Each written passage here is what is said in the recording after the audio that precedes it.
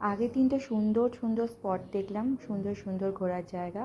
তাই এটা পরের দিনকে আবার বেরোনোর আগে সবাই রেডি হয়ে নিয়েছি। আর এই যে টিফিনও চলে এসছে, এটা চানা মশলা করেছিল, তার মধ্যে কিন্তু পনিরও ছিল।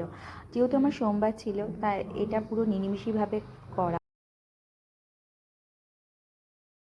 যেহেতু শীতকাল ছিল, তাই একটা জ্যাকেট তো পরতেই হবে, না হলে ঠান্ডাটা পুরো লেগে যাবে আর ঘুরতেই পারবো না। যাই হোক, রিককে বললাম তুই খেয়ে নে, তারপর আমি খেয়ে নিলাম। খেয়ে নিয়ে এই যে চলে এসেছি সীতাফল।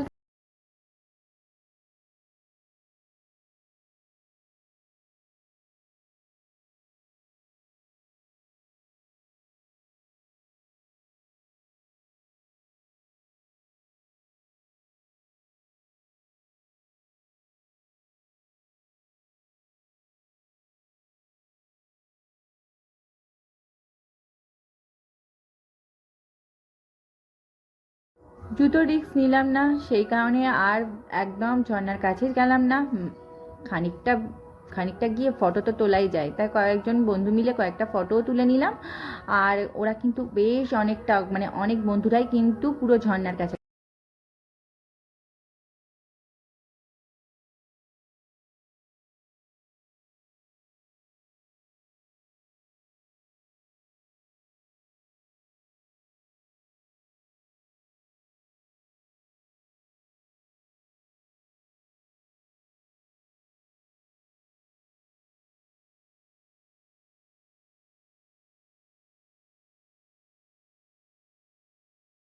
নামা আর ওঠা, একবার পাহাড়ের নিচে নামো, একবার ওপরে ওঠো, এই করতে করতে কিছু সবারই মানে খিদে জল তেষ্টা সবই পেয়ে গেছিলো। একটা টুকিটাকি দোকানও ছিল, প্রায় এখানে টুকটাক খাওয়া দাওয়া করে এখন আবার গাড়ির দিকে রওনা দিলাম।